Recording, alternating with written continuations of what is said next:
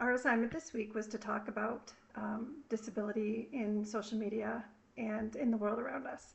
And I did notice a few things as I was watching and taking notes and mental notes as I was in public, um, that we've come a long way, but I still think we have a long ways to go.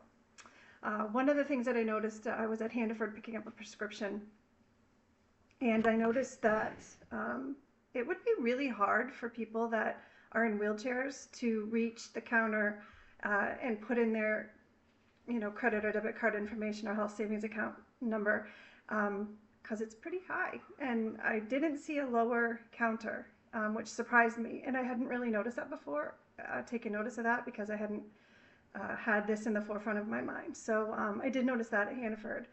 I saw a quote that said, "Some disabilities look like this," and it depicted a picture of people in a wheelchair, like braces, crutches. And then it said, "And others look like this." And it was a picture of just normal, everyday people that you couldn't necessarily look at them and see that they had a disability. The other thing I learned was that the proper way to say if someone is disabled is a person of disability. So I thought that was interesting to note.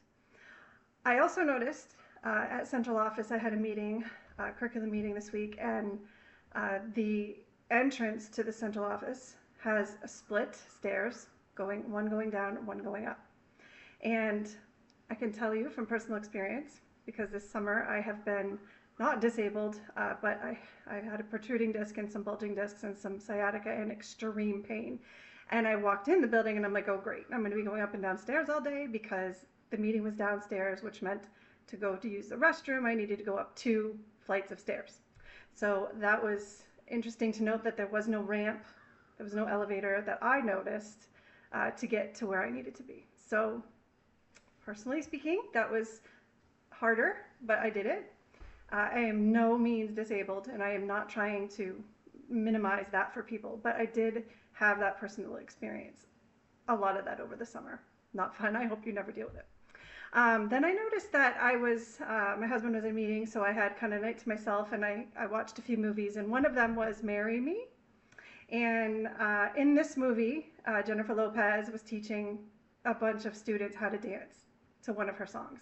And in the movie, one of the students was disabled. She had leg braces, but it didn't matter. She got up and she danced. And I just thought that was kind of neat how that handicap was shown in the movie. And I have to say, this whole experience in this course has opened my eyes to things that I knew, but just not things that I thought about in everyday life.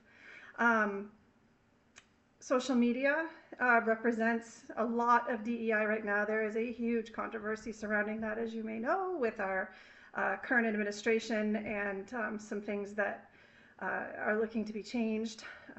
Not maybe necessarily for the best, although I am not pretending to be political. I don't know a lot about it. I've read a lot, and I'm like, oh, I don't know if I like that. But it has made me more aware of the fact that I need to be more inclusive in my classroom with my students. Some of my students may not present with a physical disability, but I know that I have students with big disabilities.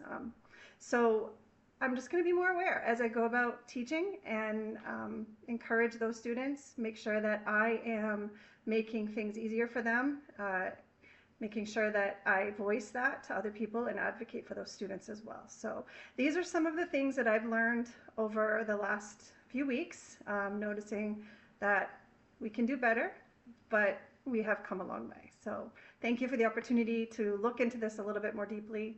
I do appreciate it, and I have learned a lot.